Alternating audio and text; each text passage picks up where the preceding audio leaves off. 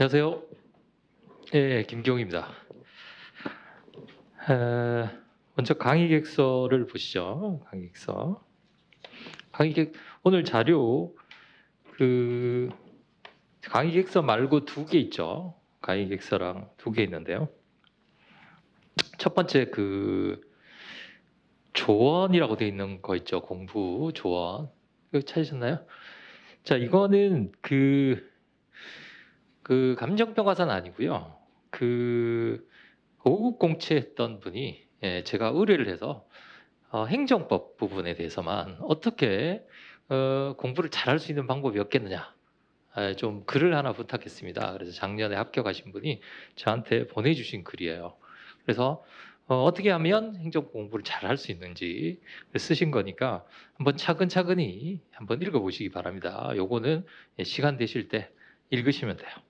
그 다음에 두 번째 건 행정기본법 해설 자료라고 되어 있는 겁니다. 이제 처음 공부를 하시는 분들은 이게 뭐 행정기본법이라고 하던데 이게 무슨 얘기냐라고 하실 텐데요. 행정기본법은 이런 법입니다. 행정에 관한 그 이론들 있죠. 이렇게 이론들을 이제 통합법으로 해서 법제화해서 올해 3월에 통과가 됐어요. 통과가 됐는데, 자, 그것은 새로운 내용을 정하는 것은 아니고요. 새로운 내용을 정하는 것은 아니고, 이런 예를 하나 들어보겠습니다. 어떤 법이 있어요. 그렇죠? 법이 있는데 법에 흠이 있겠죠. 이렇게 구멍. 그걸 밑에다 이렇게 받쳐주는 그런 법이다. 이렇게 생각하시면 되겠습니다. 물론 시험 범위는 아닙니다. 제가 혹시 거기 보시면 거기 그 강의 기획서 2페이지에 강의 준비에 혹시 그 입문을 위한 행정법 기본 개념 무료 통과 이거 안 들으신 분 있어요? 들으셨죠? 들으셨어요? 예. 꼭 들으셔야 됩니다. 이거는. 예. 이걸 들으셨다는 걸 전제로 해서 제가 지금 엄청나게 많은 분이 들었어요. 엄청나게 많은 분이 그 강의를 들으셨다고요. 그래서 이제 그 강의를 들으셨다는 걸 전제로 해서 제가 강의를 진행합니다. 그러니까 이 강의를 꼭 들으셔야 됩니다. 미리. 그다음에 이 부분은 이렇게 된 부분을 이렇게 커버하는 것인데 우리 시험 범위는 아닙니다. 시험 범위는 아니지만 일반론에서 필요한 부분이 있어요. 그 필요한 부분을 제가 법은 찾으실 수 있잖아요, 그렇죠? 법은 찾으실 수 있지만 이건 제가 해설서를 쓴 겁니다. 종문에 관한 해설서. 이런 건 없습니다. 이거 웬만한 분들이 법 해설서 쓰기가 어려워요. 제가 해설서를 쓴 건데 요거는 갖고 다니시기 바랍니다. 갖고 다니시면 제가 이렇게 해당 부분 몇 절을 보세요. 조문 보지 마시고 요걸 보시면 됩니다. 지금 여러분들이 그 보상법전이라고 하는 법전 있죠. 예, 보상법전이라는 법전에 아마 뭐 올해판이든 개정판이 나오면 이 보상법전에 이 내용이 들어갈 거예요. 아시겠죠? 이 내용이 들어갈 것이기 때문에 요 부분도 아셔야 됩니다. 요 부분도 아셔야 되는데 이제 이 행정기본법이라는 법이 이렇게 3단계로 나누어져 있어요. 첫 번째가 뭐냐면 지금 당장 시행되는 조문. 두 번째는 앞으로 6개월 후에 시행되는 조문.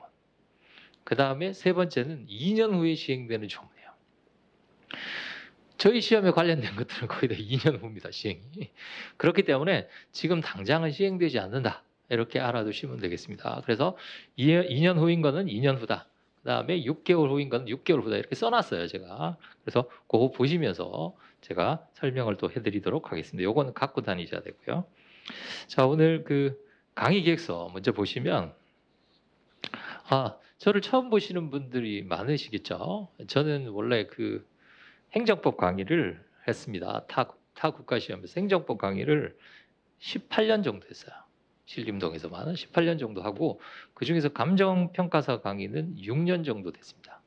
그리고 본격적인 강의는 3년 정도 했습니다. 3년 정도 해서 3년 동안의 강의를 하면서 이제 이런저런 교재들을 다 썼죠.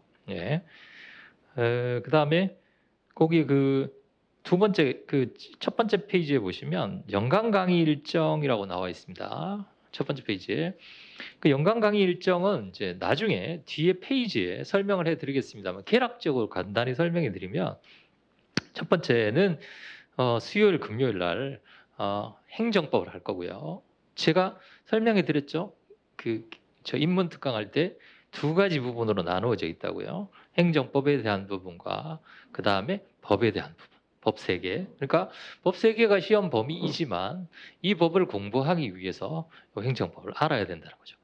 요걸 모르면 이 법을 봐도 무슨 내용인지를 몰라요. 예를 들면 형식적 당사자 소송이다 이렇게 설명이 돼 있어요. 근데 형식적 당사자 소송이 뭔지를 몰라요.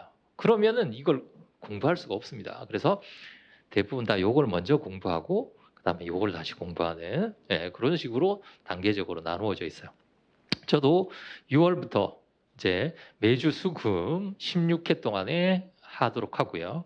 그다음에 두 번째는 이제 개별법입니다. 개별법 기본 강의를 이제 9월에 역시 3회에서 10회에 마칩니다. 3회. 다른 선생님들보다는 저는 짧아요. 강의가. 횟수가 짧습니다. 이해를 하지 못할 만큼 횟수가 길어요. 다른 선생님들 강의는. 이해를 못하겠어요. 무슨 얘기를 그렇게 하실 말씀이 많은지. 저는 강의가 좀 짧습니다. 짧은 이유가 임팩트 있게. 그리고 대신에 뭐 이렇게 설명을 안 드린다든지 이런 건 없어요. 그러니까 그래서 그렇게 따라오시면 돼요. 이렇게 2개를 하시고 나서 결국 시험 문제는 사례 문제입니다. 사례 문제이기 때문에 예를 들어서 우리가 기본서를 봤다면 문제집 같은 게 필요하겠죠. 그 문제집 같은 게 기출 사례 연습입니다. 기출 사례 연습. 그렇게 3단계로 갈 거고요. 나머지 4번, 5번은 조금 이따가 뒷부분 가서 연강 강의할 때 설명을 해드리겠습니다. 자, 그 다음에 두 번째 페이지 보시면 강의 일정은 그렇게 나와 있고요. 그 다음에 수업은 그렇게 하고 4회 복습 모의고사를 봅니다. 복습 모의고사. 30점짜리 기출문제 모의고사를 볼 거예요. 기출문제. 물론 배운 부분입니다. 그 4페이지 보세요. 4페이지 보시면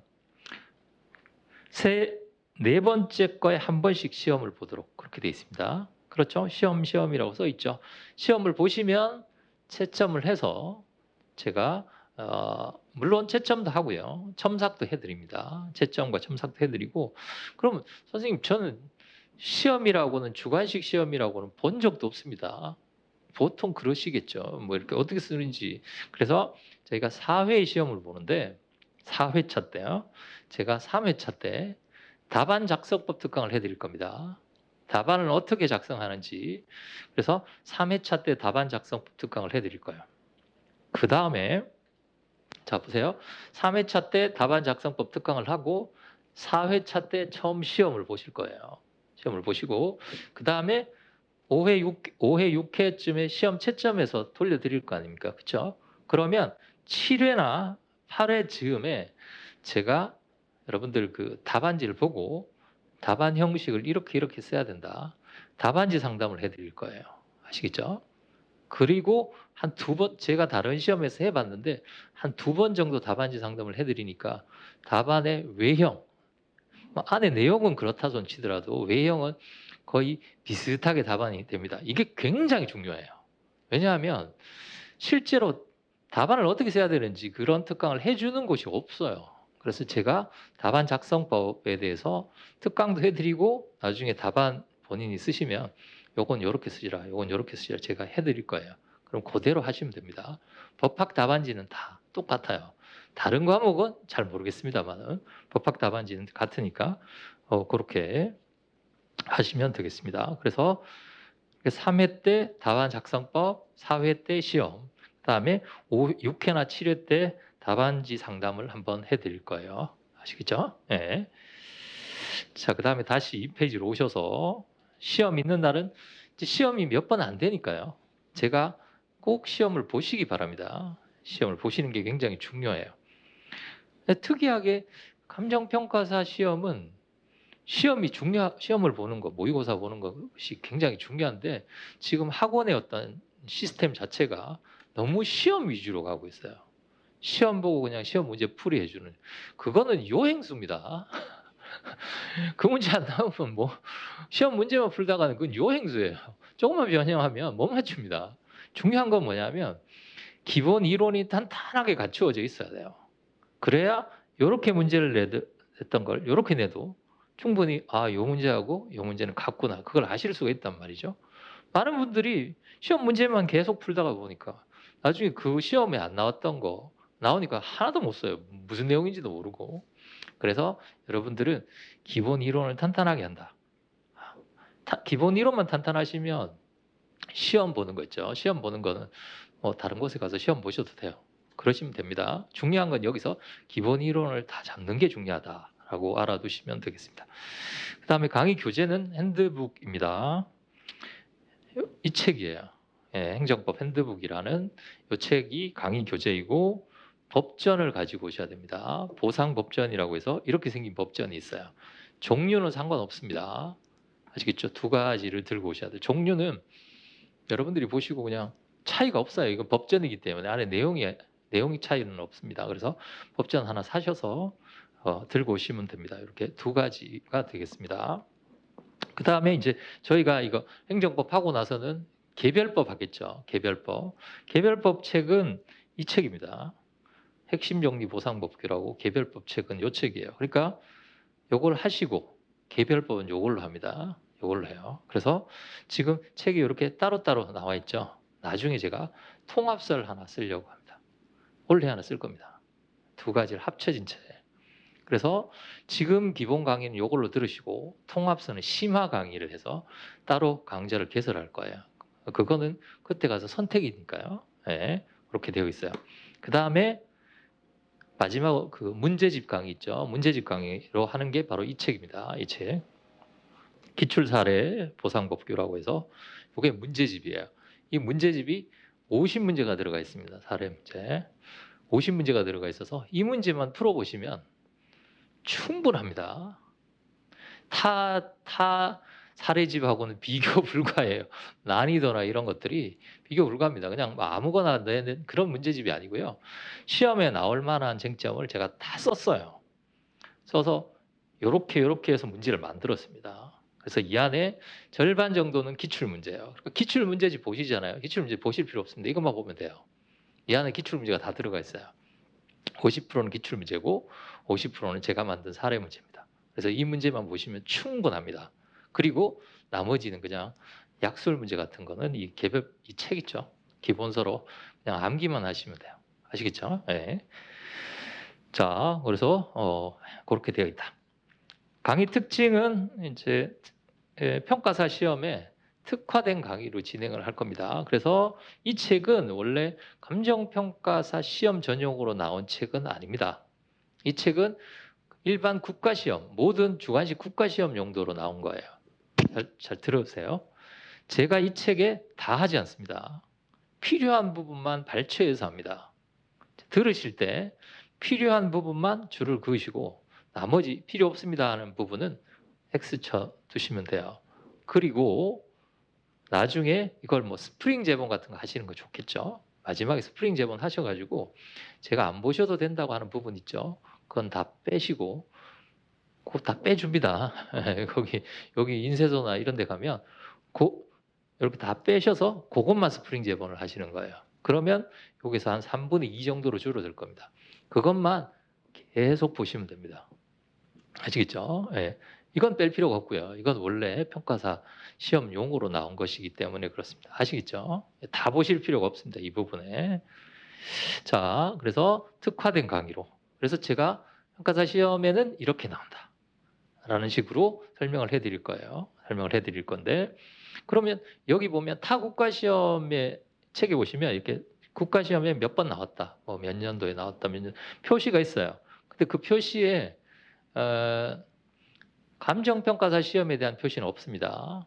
제가 표시를 해드려요. 아시겠죠? 표시를 해드립니다. 그러니까 요거는 10년 동안 몇 번 나왔습니다. 몇 번 나왔습니다. 중요합니다. 이런 표시를 다 해드릴 테니까 그걸로 듣고 알아두시면 됩니다. 그 다음에 두 번째는 빠짐없이 합니다. 여기 있는 내용을 전부 다 한다고 생각하시면 돼요. 아시겠죠? 이걸로 충분합니다. 행정법 강의는 충분하기 때문에 그걸로 알아두시면 되겠고요. 그 다음에 기본 강의이기 때문에 학설과 판례를 어떻게 정리하는지 또는 법전을 어떻게 읽는지 이런 것들도 다 충실하게 알려드릴 거예요. 그러니까 법전을 꼭 가지고 다니시기 바랍니다. 그러니까 어차피 법전 싸움이에요. 법전 싸움인데 좀 특이하게도 감정평가사 시험은 주관식 논술 시험, 모든 국가기관에서 주최하는 주관식 논술 시험은 법전을 다 줍니다. 법전을 다 줘요. 근데 정말 감정평가사 시험은 법전을 안 줍니다. 이해를 할 수가 없어요. 그 법전을 안 주면 다 외워야 되잖아요. 그렇죠? 이게 암기 과목이 된 거예요. 암기 과목이.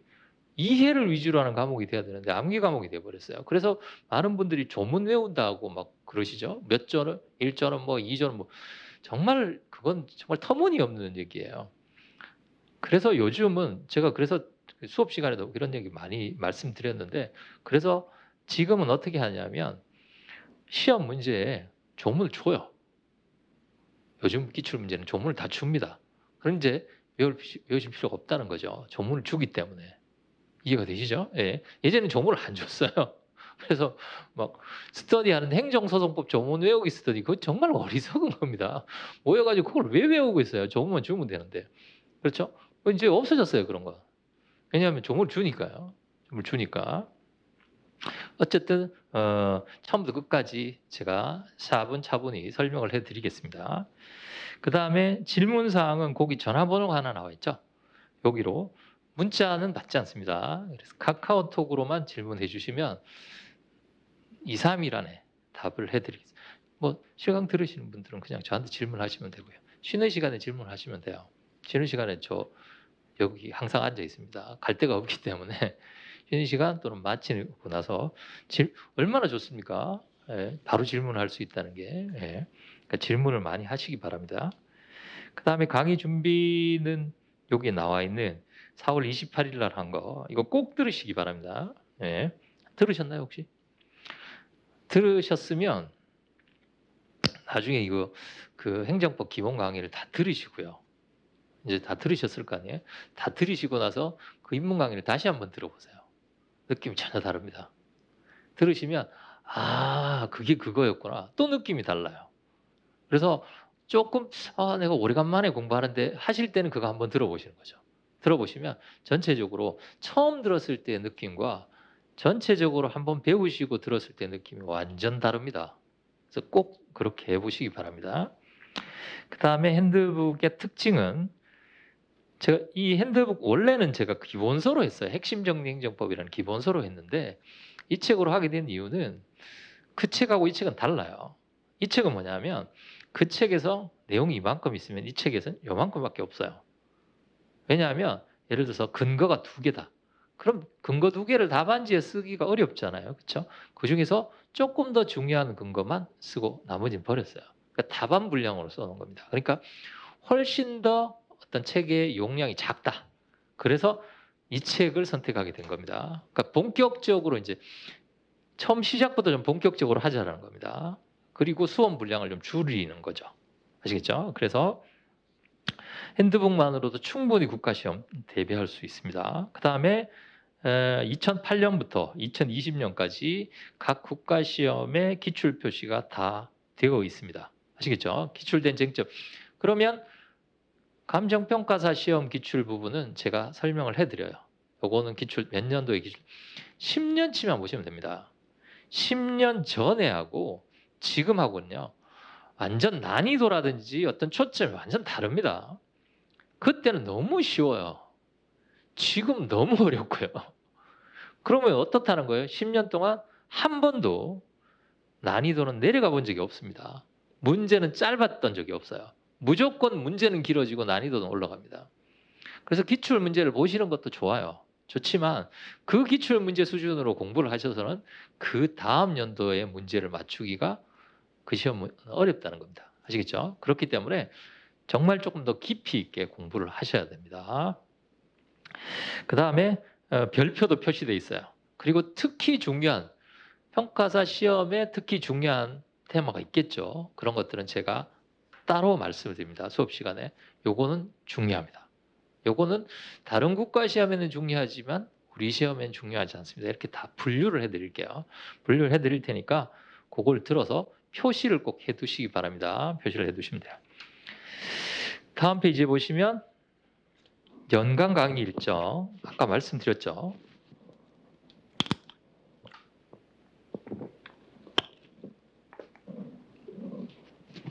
행정법 기본 강의는 요 책으로 하고요. 보상법규 기본 강의는 아까 설명드렸다시피 요 책으로 합니다. 요 작은 책. 이것도 요 책에 이제 얻어서 아이디어를 받아가지고 요 책으로 한 거예요. 편제나 이런 것들이 거의 똑같습니다. 이렇게 되어 있고요. 그 다음에 사례집 강의는 11월에 진행을 합니다. 사실 이 정도 세 가지만 들으시고 이것만 계속 돌려서 읽으셔도 실제 시험 보는 데는 큰 지장은 없습니다. 실제 시험에서는 큰 지장은 없어요. 근데 이제 조금 더 심화 강의를 원하시는 분들을 위해서 이제 제가 통합 강의를 할 겁니다. 이렇게 두 가지. 왜냐하면 이걸 따로따로 배우잖아요. 따로따로 배우는데 이게 연결고리가 있습니다. 그래서 제가 나중에 그때는 통합서를 지금 쓰려고 합니다. 그래서 2022년도에 1월에 제가 출간을 목표로 지금 지금 조금씩 원고를 모으고 있어요. 그럼 그때쯤 되면 통합서가 나올 거예요. 그래서 통합 강의를 한번 할 거고, 그 다음에 마지막에 이제 모의고사 강의입니다. 모의고사 강의는 이제 여러분들이 타 학원에 가시면 뭐 모의고사 하잖아요, 그렇죠? 주말반 해서 매일 시험 본 그거를 제 과목만 제 것만 하는 겁니다. 제 것만. 그래서 시험을 보고 그 다음에 이제 저만의 어떤 시스템이 있어요. 모의고사 시스템. 예, 제가 만든 모의고사 시스템이 있습니다. 예.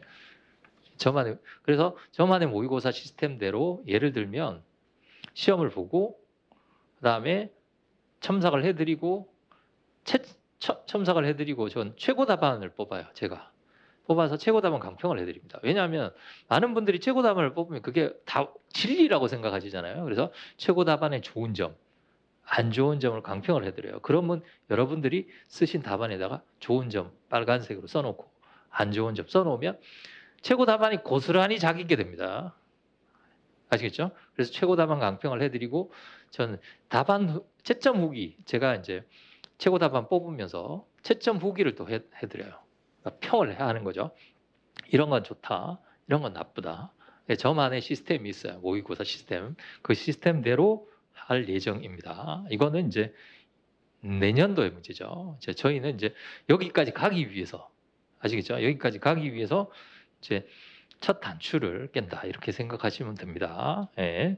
그다음에 뭐 기타 특강들은 뭐 학원과 협의해가지고 제가 할 거고요. 진도표에 보시면 거기 나와 있죠. 계략적인 부분 강의 진도표로. 예습은 하실 필요 없습니다. 예습을 하시면 시간만 오래 걸려요. 시간만 오래 걸리기 때문에 복습을 하시기 바랍니다. 또 제 과목만 듣는 게 아니잖아요, 그렇죠? 다른 과목도 공부를 하셔야 되니까 꼭 복습을 하시기 바랍니다. 왜냐하면 연결이 돼 있어요. 이 법은 연결이 돼 있기 때문에 지난 시간에 배우셨던 것을 다 숙지하고 계신다는 걸 전제로 해서 이 시간에 강의를 합니다. 근데 이걸 복습을 안 하시면 결국은 중간에 그만두게 돼 있어요. 네, 결국은 중간에 그만두게 돼 있으니까 꼭 복습을 하셔야 됩니다. 실제로 16회이기 때문에 그렇게 복습할 분량이 많지는 않아요. 많지는 않지만 복습을 꼭 하시고, 그리고 노트를 하나 가지고 계셔야 돼요. 가지고 오셔야 됩니다. 제가 필기를 굉장히 많이 합니다. 필기를 굉장히 많이 하기 때문에 노트를 꼭 가지고 오시기 바랍니다. 아시겠죠? 여기 책에다가 필기하는 데는 한계가 있으실 거예요. 그래서 노트를 좀, 오늘도 필기 엄청 많이 합니다. 없으시면 이 뒤에 백지에다가라도 써두시기 바랍니다. 예. 그 다음에 시험은 4회, 8회, 12회, 16회 이렇게 시험을 보실 겁니다. 그래서 오셔서 시험 보시고 그 다음에 채점을 해드리고 제가 강평을 해드릴게요. 사실 뭐 이제 처음이기 때문에 내용적인 것보다 형식적인 거. 예를 들면 답안지 보신 적 있어요? 네, 답안지 보신 적 없으시죠? 그래서 답안지를 뭐 나중에 제가 보여드리겠습니다. 답안지가 22칸이에요. 여기서부터 여기까지. 22칸이고 그럼 한 줄에 몇 자 정도 써야 되는가 이런 것까지 제가 다 설명을 해드려요. 한 줄에 보통 25자 한번 써보세요. 본인의 필속으로. 네, 25자 정도 써야 됩니다. 그 다음에 그 처음이실 때는 과연 한 30분 만에 어느 정도 써야 되는가? 30분이면 한 페이지 반 정도 쓰시면 돼요. 한 페이지 반. 그럼 한 페이지 반 쓰시고 조금 더 다음 시험에 볼 때는 두 페이지. 원래 30분이면요. 10분의 1.3페이지 생각하시면 됩니다. 10분의 1.3. 이제 실제 시험장에서 1.3에서 1.5까지 내지 1.6. 그럼 실제로 만약에 20점 문제다. 그러면은 3페이지 써야 돼요. 20분에 3페이지를 써야 된다는 얘기죠. 지금은 현실적으로 그렇게 가기는 어렵고 지금 시장이기 때문에 천천히 조금씩 필속을 늘리면 됩니다. 선생님 보고 써도 저는 30분 만에 그렇게 못 씁니다 라고 하시는 분들이 많아요. 보고 쓰는 것보다 암기해서 쓰는 게 훨씬 더 빠릅니다. 암기해서 쓰는 게 훨씬 빠르죠. 이것보다는 여기서 나오는 게 더 빠르잖아요. 그렇죠? 그러니까 암기를 하면 할수록 필속이 빨라져요.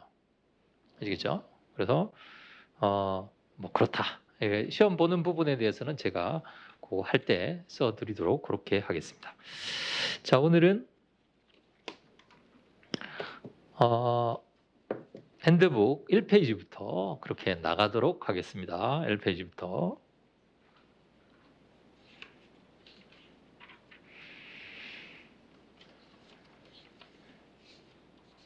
자, 거기 그 차례 한번 보실까요? 차례 보시면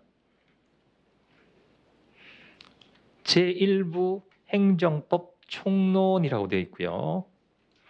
자, 로마자 10번에 보시면 제2부 행정 쟁송법 이렇게 되어 있습니다. 찾으셨나요?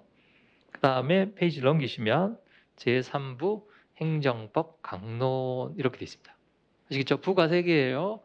자, 총론, 행정쟁송법, 강론 이렇게 되어 있습니다. 이해가 되시죠? 3가지 파트로 되어 있다. 우리가 지금 1페이지부터 하려는 것은 행정법 총론이 됩니다. 행정법 총론. 그럼 행정법 총론 안에는 몇 가지가 들어가 있는가? 한번 보겠습니다. 제1장 행정법의 개념. 행정법이 무엇인지는 기본 개념 할 때 설명해 드렸죠. 행정에 관한 법이다. 그렇죠? 법제처에 찾아봐도 법이 안 나온다. 뭐 이런 얘기 말씀드렸잖아요. 그렇죠? 그거예요. 두 번째는 행정법의 법원, 그 다음에 행정관계에 관한 법.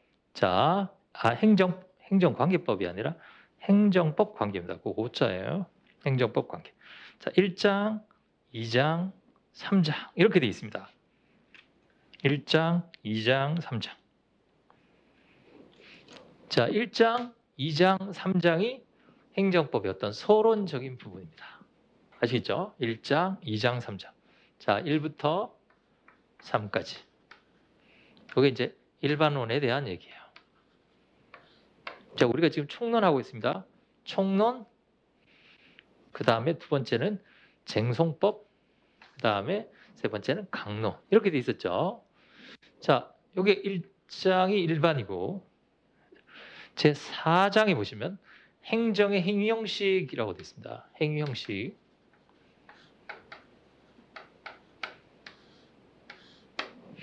혹시 기본 개념 특강 시간에 제가 이거 설명해 드렸죠. 공법 형식, 사법 형식. 그렇죠?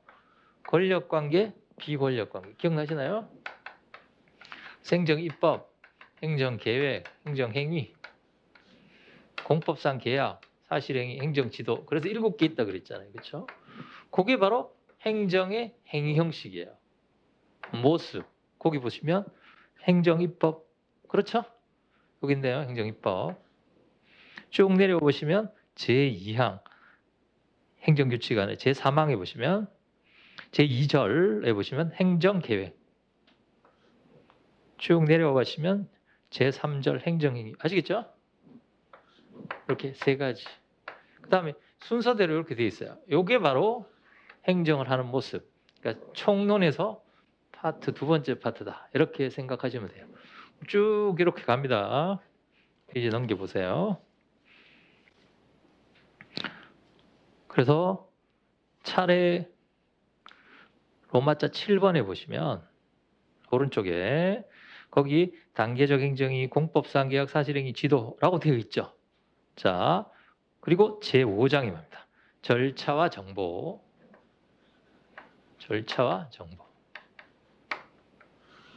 이게 총론의 네 번째 파트입니다. 그래서 절차에 관한 거, 정보에 관한 거 이렇게 돼 있어요. 페이지를 넘겨볼까요? 절차 정보가 끝나니 제6장에 실효성 확보 수단이라고 되어 있습니다. 자, 1번, 2번, 3번, 4번 실효성 확보 수단.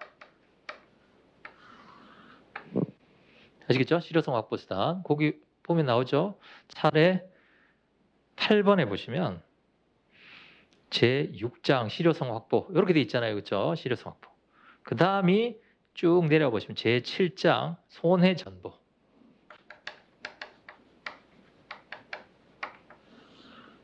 손해 전보가 뭐라 그랬죠? 손해의 회복. 자, 손해의 회복이에요. 그럼 하나, 둘, 셋, 넷, 다섯. 이게 총론입니다. 페이지를 넘겨볼까요? 넘기시면 제2부 행정쟁송법이 나옵니다. 아시겠죠? 자, 쟁송이 뭐라 그래? 이게 이제 파트 1이 되겠습니다. 파트 1. 하나, 둘, 셋, 넷, 다섯. 아시겠죠? 5개. 그다음 두 번째. 파트 2가 행정쟁송법입니다. 혹시 쟁송이 뭔지 아세요? 기본 개념 시간에. 심판과 소송을 합쳐서 쟁송이라고 그랬죠. 그렇죠? 그래서 두 번째가 심판이 나오고 그다음 세 번째가 두 번째 겁니다. 아시겠죠? 두 번째 거. 그리고 나서 세 번째 게 강론이에요. 세 번째 게 강론. 그렇죠? 제3부 강론 이렇게 돼 있습니다. 그러니까 저희가 여기서부터 시작할 겁니다. 자, 행정법은 한 4회까지가 엄청 어렵습니다. 여러분들이 4회 정도까지가 5회, 4회, 5회까지가 굉장히 어렵고 그 다음부터는 좀 쉬워요. 아시겠죠? 그러니까 초반을 잘 버티셔야 된다. 이렇게 생각하시면 됩니다. 4회부터 5회까지 굉장히 어렵습니다. 아시겠죠? 처음부터 첫날부터 굉장히 어렵습니다. 예. 그러니까 왜냐하면 기본서로 하면 좀 쉬어가는 부분이 있잖아요. 그렇죠? 아무래도 읽어보고. 근데 이 책은 기본서가 아닙니다. 이 책은 완벽한 소음서기 때문에 쉬어가는 부분이 없어요. 하나 끝나면 다음 거 나오고 다음 거 끝나면 다음 거예요. 아시겠죠? 그래서 한 4회, 5회까지는 굉장히 어렵다. 이렇게 알아두시면 되겠습니다. 자, 전체적으로 보면 1부의 첫 번째 거부터 합니다. 자, 제1부 행정법 총론이라고 되어 있습니다. 자, 첫 번째 번호 1번입니다. 공법과 사법의 구별 기준이라고 되어 있습니다. 자, 제가 말씀드리는 걸 줄을 잘 그어 놓으세요. 처음이니까 연필 같은 걸로 그어 놓으시는 게 좋겠죠. 그리고 다음에 좀 더 진한 거 이렇게 조금씩 마지막에는 뭐 형광펜 같은 걸로 그으시면 됩니다. 그래서 제가 넘기는 것들 있죠. 그냥 가볍게 넘기는 것들은 안 보셔도 됩니다. 안 보셔도 된다고 하는 부분은 안 보셔도 돼요. 자, 보세요. 공법과 사법의 구별 기준에 보시면 별표도 없죠. 찾으셨나요? 별표가 없죠. 그러니까 결국은 얘는 그냥 이해만 하면 되는 것이다. 이렇게 알아두시면 됩니다. 이미 여러분들은 이해를 하고 계세요. 자, 보세요. 행정법은 행정에 관한 법입니다. 행정은 행정을 하는 주체가 있고 두 번째는 행정을 하는 객체가 있다 그랬죠. 객체는 일반적으로 우리 같은 사람들이에요. 그렇죠? 행정 주체는 일반적으로 가장 대표적인 게 국가와 지방자치단체 두 가지입니다. 국가하고 지방자치단체. 아시겠죠? 대한민국 국가잖아요. 그렇죠? 대한민국 보신 적 있으세요? 예? 관악구 어떻게 생겼던가요? 자, 대한민국이나 관악구, 서울특별시 이런 것들은 다 법인입니다. 우리 같은 법인이라는 개념은 아시죠? 민법 시간에 배우셨을 겁니다. 자연인, 법인, 인한의 법인이에요. 그러니까 민법에 나오는 법인들은 사법상 법인입니다. 사법. 민법이 사법이잖아요. 그죠? 이 법인은 공법상 법인이에요. 그럼 공법하고 사법하고 그러면 어떻게 구별이 됩니까? 사법상 법인들은 일반적으로 사익을 추구합니다. 공법상 법인들은 일반적으로 공익을 추구해요. 아시겠죠? 어쨌든 국가가 행위를 할 수 있는 건 아니잖아요. 그렇죠? 민법에도 그러실 거예요. 그래서 법인이 행위를 못 하잖아요. 그렇죠? 그래서 법인이 행위를 못 하기 때문에 그 법인을 위해서 일해주는 기관이 있어요. 아시겠죠? 그런 사람들을 보통 이사 또는 대표이사 이런 사람들이죠. 그럼 국가도 마찬가지예요. 국가도 국가를 위해서 일을 해주는 기관이 필요하다는 거예요. 그래서 그 기관을 우리가 뭐라고 하느냐면 행정기관이다라고 얘기합니다. 아시겠죠? 행정기관. 그러면 서울특별시를 위해서 일해주는 기관 중에 가장 높은 기관, 행정기관 뭡니까? 서울특별시 장이죠. 이해가 되시나요? 장입니다. 서울특별시장. 대한민국도 대한민국의 경우에는 대통령이 아니라 각 부의 장관들이 있어요. 각 부의 장관들이 대표적인 행정기관이 됩니다. 아시겠죠? 그러니까 행정 주체가 행정기관을 통해서 행위를 하는 거예요. 아시겠죠? 행위를 하는데 제가 이렇게 분류를 해드렸어요. 공법 형식의 행정작용하고 사법행정. 방금 지운 거예요. 설명해 드렸죠. 그 다음에 권력, 비권력. 이렇게 나눠드렸죠. 그래서 행정입법, 행정계획, 행정행위. 자, 입법, 계획, 행위. 비권력적 행정작용은 공법상 계약, 사실행위, 행정지도. 7개입니다. 7개. 그렇죠? 그런데 자, 그러면 공법 형식의 행정작용하고 사법 형식의 행정작용하고 왜 나누어요? 그 이유는 분쟁이 생겼을 때 어느 법원으로 갈 것이냐 또는 어느 법을 적용할 것이냐에 따라서 달라집니다. 예를 들어서 공법 형식의 경우에는 행정소송입니다. 그래서 행정소송법이 적용이 돼요. 행정소송. 여기는 민사소송입니다. 아시겠죠? 분쟁이 생기면 민사소송. 따라서 민사법원으로 가요. 여기는요, 행정법원으로 가고요. 아시겠죠? 그것 때문에 이거를 나누는 겁니다. 나누는 거. 어느 법원으로 가서 해결을 할 것인가? 그게 공법과 사법의 구별 기준이에요. 이해가 되시나요? 여기 이쪽으로 갈 것이냐? 이쪽으로 갈 것이냐? 참 특이하죠?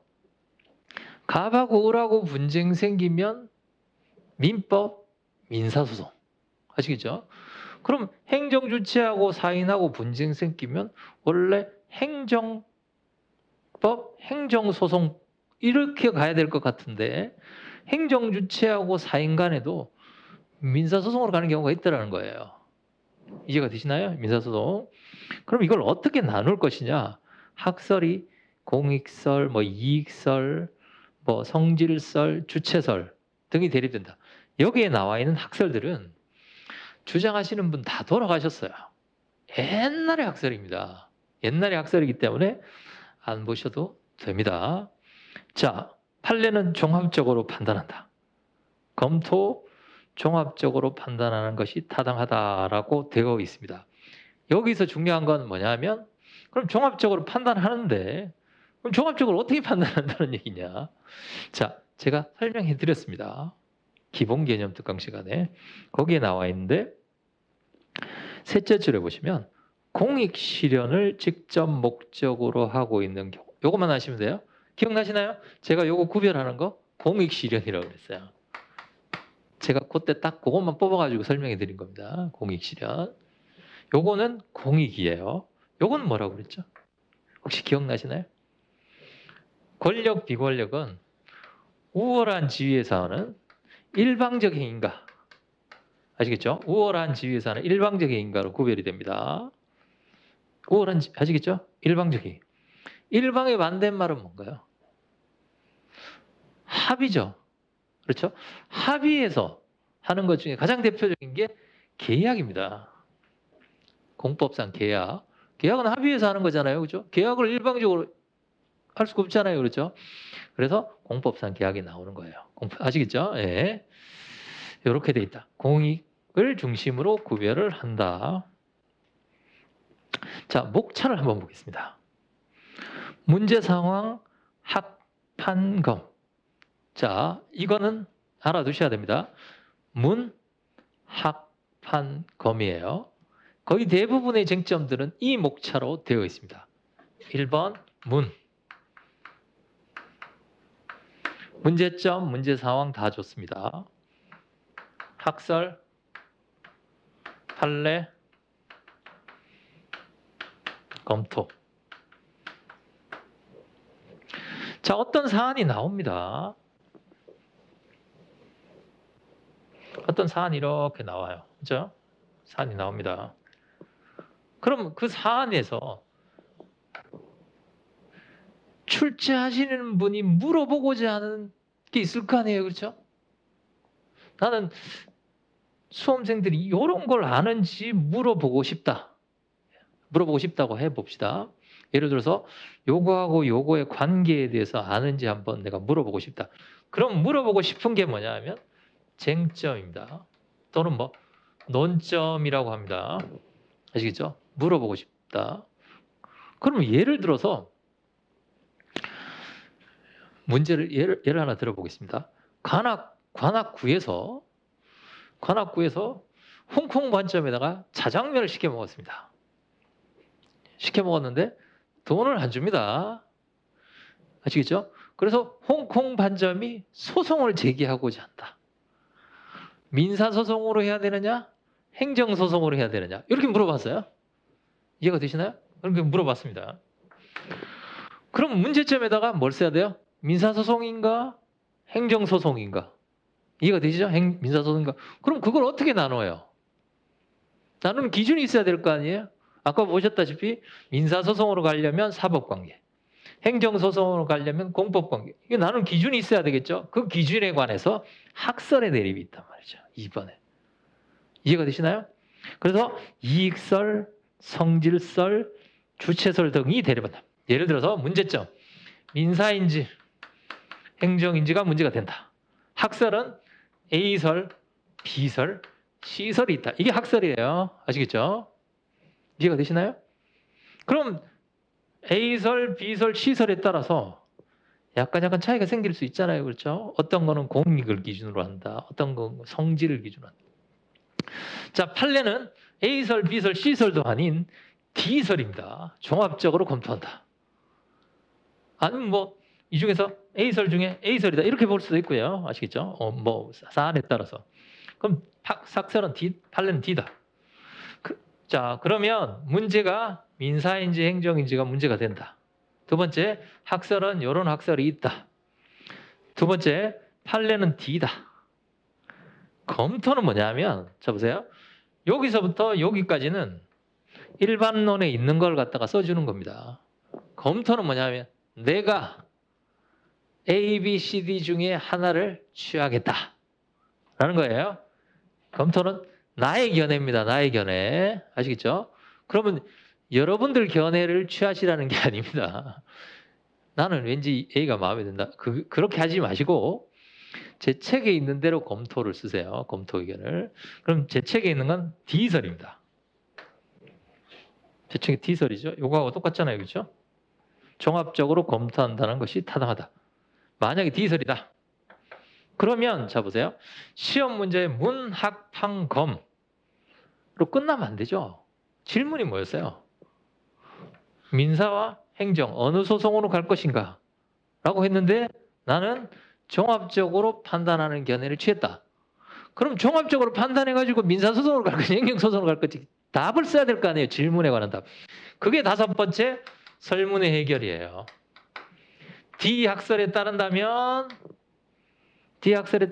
그 자장면 먹은 거 공익인가요? 자장면 먹는 게 공익 실현이기 뭐 간접적으로는 하겠죠. 맛있게 먹고 일 열심히 하면. 그러나 공익적인 요소는 없어요. 그렇죠? 그래서 사익이란 말이죠. 사익이기 때문에 공익적 색깔이 약하기 때문에 민사소송으로 간다. 민사소송으로 간다. 이게 답입니다. 이해가 되시죠? 자, 외우세요. 문, 학판검, 설. 문, 학판검, 설.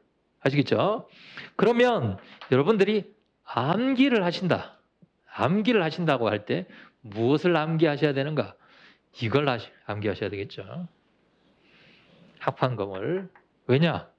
예를 들어서 관악구에서 자장면을 시켜 먹었어요. 그 문제가 나왔다고 칩시다. 그게 아니라 관악구청장이 영업허가를 취소했어요. 영업허가를 취소했단 말이죠. 그러면 영업허가 취소를 받은 갑이 민사소송을 제기해야 될 것이냐, 행정소송을 제기해야 될 것이냐. 그게 나올 수도 있잖아요. 그렇죠? 그럼 그게 이 문제로 나왔어요. 같은 문제라는 거죠. 논점은 같단 말이죠. 논점은 뭐예요?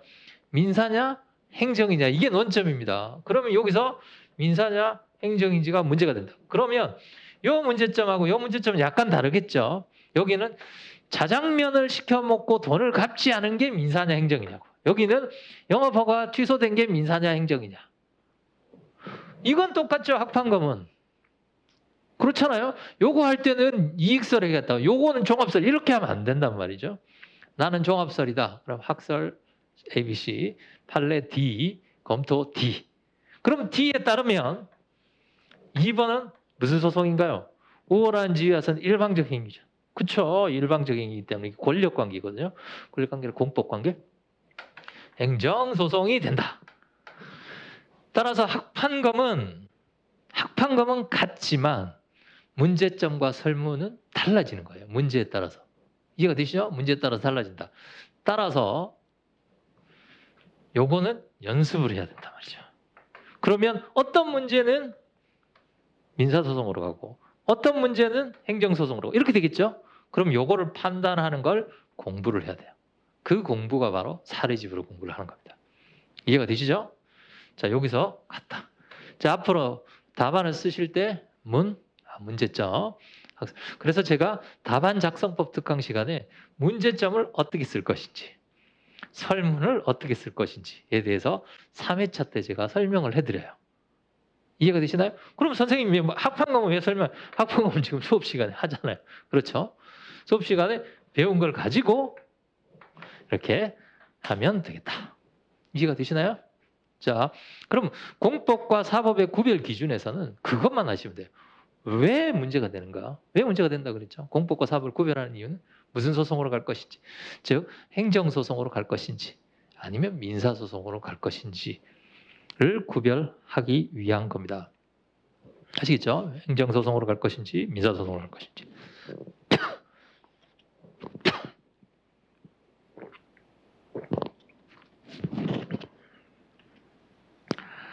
자, 두 번째입니다. 두 번째, 행정의 법률 적합성이라고 합니다. 행정의 법률 적합성. 행정은 법률에 맞도록 해야 된다라는 뜻이에요. 이걸 줄이면 혹시 그거 들어보셨나요? 법치주의. 법치주의는 뭐 사실 뉴스에도 나오는 용어잖아요. 그렇죠? 법에 따라야 된다는 뜻이죠. 법치주의가 행정에 오게 되면 법치행정이 됩니다. 법치행정. 행정은 법에 따라야 된다는 얘기예요. 자, 여기서 중요한 개념이 하나 나오는데 법치행정이에요. 그럼 행정은 법에 따라야 된다는 겁니다. 행정이 높아요? 법이 높아요? 법치행정이니까 법에 따라야 되니까 어디가 더 높아요? 법이 더 높죠. 아시겠죠? 이해가 되시나요? 항상 그걸 생각하셔야 됩니다. 행정이 여기 있으면 법이 여기 있어요. 아시겠죠? 따라서 따라야 한다는 거예요. 따르지 아니하면 어떻게 됩니까? 법에 따르지 않을까? 그게 위법이에요. 그게 위법. 아시겠죠? 그러니까 행정의 법률 적합성이라는 것은 행정이 법을 지켜야 된다라는 뜻이에요. 아시겠죠? 지켜야 되는데 세 가지 쟁점입니다. 1번, 2번, 3번. 이렇게 세 가지 측면에서 지켜야 하는데 자, 1번. 법률의 법규 창조력은 셋째 줄에 현재는 법률만 법규 창조력을 갖는다고 말하기는 어렵다라는 견해가 일반적이다. 이 얘기는 1, 2, 3이 예전에는 세 가지였는데 1번은 지금 필요 없다고 봅니다. X. 필요 없으니까 여러분들은 안 읽으시면 되죠. 안 읽으시면 됩니다. 이제 자, 읽으셔야 될 것은 2번과 3번이에요. 자, 그럼 행정의 법률적 합성, 법대로 지켜야 된다 라는 측면은 두 가지입니다. 첫 번째가 법률 우위의 원칙, 두 번째 법률 유보의 원칙이라고 되어 있습니다. 그럼 자, 법률 우위의 원칙에 위반해도 위법, 법률 유보의 원칙에 위반해도 위법입니다. 자, 그러면 위법의 유형이 두 가지 있는 거죠. 우위 원칙 위반과 유보 원칙 위반. 아시겠죠? 유보 원칙 위반. 자, 두 번째 3번 법률 유보부터 하겠습니다. 법률 유보부터. 법률 유보. 자, 유보가 뭐냐? 유보.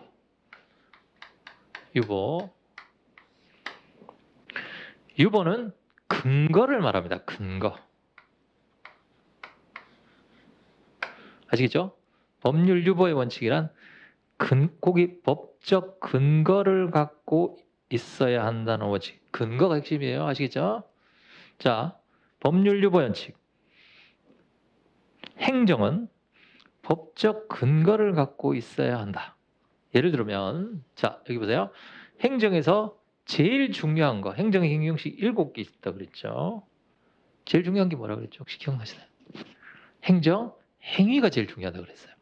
행정, 행위는 학문상의 개념이고 법에는 뭐라고 되어 있다 그랬죠? 처분이라고 되어 있다 그랬습니다. 행정의 모습 중에 제일 중요한 게 처분입니다. 아시겠죠? 처분이고 나머지 것들 다 합쳐도 처분의 중요성의 한 5분의 1 정도밖에 안 돼요. 처분이 그만큼 중요합니다. 나머지 다 합쳐도 한 5배 정도는 중요해요. 아시겠죠? 그러면 행정을 처분으로 바꿔봅시다. 처분은 법적 근거를 갖고 이루어져야 한다는 원칙을 말한다. 자, 처분은 뭐가 있어야 된다? 법적 근거를 갖고 있어야 된다. 법률에 근거가 있어야 한다라는 얘기입니다. 잘 보세요. 처분을 하려고 하면 뭐부터 있어야 된다? 법률이 있어야 된다는 얘기예요. 법률이 없으면 처분을 못한다는 뜻입니다. 법률이 없는데 처분을 했어요? 무슨 원칙 위반이에요? 법률 유보 원칙. 아시겠죠? 유보 원칙이에요. 이게 있어야 처분할 수 있다는 뜻입니다. 이건 어디서 나오느냐? 아주 오래전에 영국에서 나왔어요. 예전에 그 기억나시나요? 그 영국의 그 시민헌장 나오고 그랬을 때, 권리장전 이런 거 나왔을 때 제일 먼저 이 시민들이 요구했던 게 뭐냐 하면은 이런 거였어요. 세금 과세하지 마라. 과세를 하려면 누구의 동의를? 의회 동의를 받아라. 그런 얘기 들어보셨죠?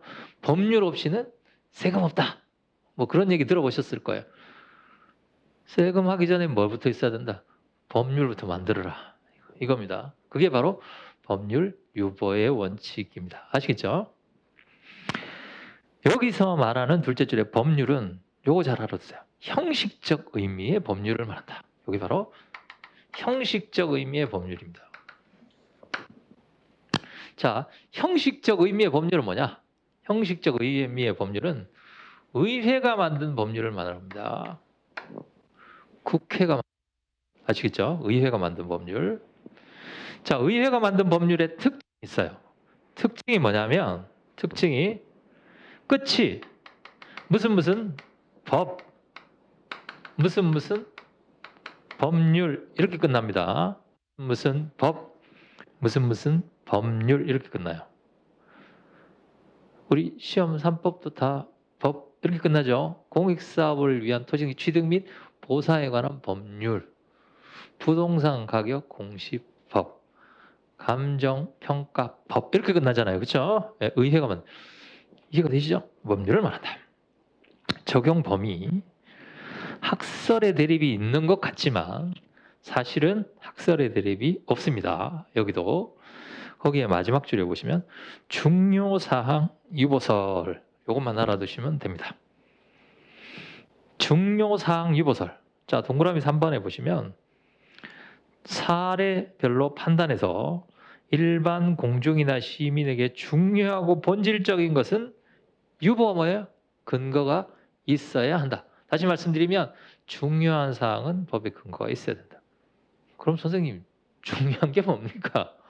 거기 보면 괄호 안에 본질성설 이렇게 되어 있습니다. 중요한 거나 본질적인 거나 똑같죠? 네. 다음 페이지 넘겨보겠습니다. 검토 셋째 줄에 중요사항 유보설이 타당합니다. 타당하다. 그럼 중요한 사항이 뭐냐? 거기 다음 줄 보겠습니다. 침해행정은 법률유보 원칙이 적용이 되고 급부행정, 침해는 침익적인 걸 말하는 겁니다. 급부는 수익이죠. 뭔가를 주는 거. 자, 그럼 중요사항 유보설 할 때 중요가 뭐냐? 자, 두 가지로 나눠서 침익적인 사항은 항상 중요합니다. 항상 중요하다는 겁니까? 항상 법률의 근거가 있어야 된다는 거예요. 아시겠죠? 그럼 뭐 운전면허 취소하는데 법에 근거 없으면요? 위법이죠. 무슨 위법이에요? 예전에 법에 근거 없이 운전면허 취소하면 어떻게 되나요? 안 돼요. 이건 법을 안 배우신 분들이고 지금부터는 법에 근거 없이 운전면허 취소하면 위법이에요. 더 나아가 법률 유보 원칙 위반입니다. 이렇게 돼야 된다 말이죠. 아시겠죠? 예. 침입. 그 다음에 두 번째. 그럼 수익적인 사항은 어떻게 되는가? 수익적인 사항 될 수도 있고 안 될 수도 있습니다. 수익적인 사항은 세모예요. 세모. 그러면 수익적인 사항은 법의 근거가 없어도 됩니다. 왜요? 자 보세요. 지금 코로나 때문에 힘듭니다. 아시겠죠? 그래서 힘든 영업자들을 지원하려고 해요. 국가에서. 지원금 주려고 합니다. 만약에 수익적인 사항에 대해서 항상 중요하다고 보면 주기 전에 뭐부터 만들어야 된다? 법부터 만들어야 된다는 거죠. 근데 당장 지금 지원해야 되는데 법이 없어서 못 지원한다고 그러면 오히려 더 불이익해질 수도 있잖아요. 그렇죠? 네. 따라서 수익적인 사항은 어떤 경우에는 없어도 됩니다. 없는 게 국민들이 더 유익할 수도 있어요. 그렇죠? 그래서 자 알아두셔야 될 것은 침익적인 사항만 항상 법의 근거가 필요하다. 그거 알아두세요. 침익적인. 따라서 법률 그럼 수익은요? 안 될 수도 있으니까 법률 유보 원칙은 예외가 있다 없다? 예외가 있습니다. 예외가 있다. 자, 그 다음에 이해가 되시나요? 무슨 유보설이에요? 중요사항 유보설. 그러니까 연필로 줄을 잘 그어 놓으세요. 그리고 다음에 읽으실 때는 연필로 그어 놓은 것만 읽으시면 됩니다. 아시겠죠? 다 읽으실 필요가 없어요. 그래서 이걸 택한 거예요. 예. 자, 그럼 다시 위로 갑니다. 법률 우위의 원칙. 자, 둘째 줄에 보세요. 헌법, 국회가 제정한 형식적 의미의 법률, 법률의 위임에 따라서 제정된 법규 명령. 이렇게 자르세요. 자, 그러면 앞부분은 뭐냐면 성문법. 조금 이따가 합니다. 뒷부분은 뭐냐면 불문법이야. 불문법. 성문법, 불문법. 아시겠죠? 법률 유보의 원칙 말고 법률 우위의 원칙. 법률 유보의 원칙에서 말하는 법률은 의회가 제정한 법률만 해당이 되고 법률 우위에서 말하는 법률은 헌법도 되고 그러니까 성문법, 일반 원칙, 불문법, 헌법도 되고 법률도 되고 법률에 근거한 법규 명령도 되고 일반 원칙도 된다 이 말입니다. 법률 우위에서 말하는 법률의 범위가 훨씬 더 넓다. 아시겠죠? 넓다. 이렇게. 법률 유보는 좁다. 법률 우위는 넓다. 그럼 법률 우위는 뭔가? 자, 첫째 줄에 행정이 법률에 위반되는 행위를 하여서는 아니 된다라는 거예요. 위반되기. 여러분들이 알고 계시는 위법이 바로 이거죠. 처분을 할 때 여기에 위반되면 안 된다라는 얘기예요. 그럼 처분이 높아요? 얘들이 높아요? 걔들이 더 높은 거죠. 아시겠죠? 헌법, 법률, 법규 명령, 행정법 일반 원칙 얘들보다 훨씬 더 얘들이 처분보다 훨씬 더 높다는 거예요. 따라서 처분은 여기에 위반돼서는 안 된다. 아시겠죠? 법률 유보하고 우위를 잘 헷갈립니다. 근데 유보는 뭐냐면, 자 보세요. 유보는 처분을 발령했을 때 근거가 있어야 발령할 수 있다는 거예요. 스타트. 법률 우위는 발령하고 나서, 아시겠죠? 발령하고 나서 요것이 요게 위반돼서는 안 된다는 뜻이에요. 이해가 되시나요? 그러면 어느 게 더 큰 위반입니까? 자 보세요. 법에 근거 없이 과세 처분하는 경우 1번. 두 번째는 법에 1,000만 원까지 과세하라고 했는데 2,000만 원 과세하는 거. 어느 게 더 큰 위반인가요? 1,000만 원, 2,000만 원보다는 없는데 과세하는 게 더 큰 위반이잖아요. 그렇죠? 그렇죠. 그러니까 법률 유보가 더 큰 위반이에요. 그런데 현실에서는, 잘 보세요. 현실에서는 법률 유보가 문제되는 경우는 거의 없어요. 왜? 여러분들이 공무원이시면 법에 근거 없으면 침입적 처분하겠어요? 하는 순간 100% 위반입니다. 위법입니다. 따라서 일반적으로 위법이라고 할 때는 이걸 말하는 것이다. 아시겠죠? 법률 우위를 말하는 것이다. 자, 첫째 줄에 법률 우위 원칙이란 행정이 법률에 위반되는 행위를 해서는 아니 된다는 원칙을 말합니다. 아시겠죠? 그 법률에는 성문법, 두 번째 행정법의 일반 원칙에 포함이 됩니다. 아시겠죠? 그래서 여기 위반돼도 안 되고 여기 위반돼도 안 된다 라는 얘기입니다.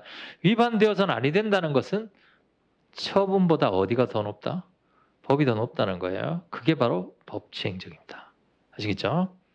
자, 적용 범위. 행정의 전형력에 적용이 됩니다. 자, 옆에다가 쓰세요. 예외가 없어요. 예외가 없습니다. 침익, 수익 다 됩니다. 법률 유보랑 좀 다르죠? 자, 왜 그런가 보겠습니다. 수익적 처분을 해주라 그랬어요. 지원금 1,000만 원 주라 그랬습니다. 2,000만 원 주면요. 1,000만 원 주라고 그랬는데 2,000만 원 주면요.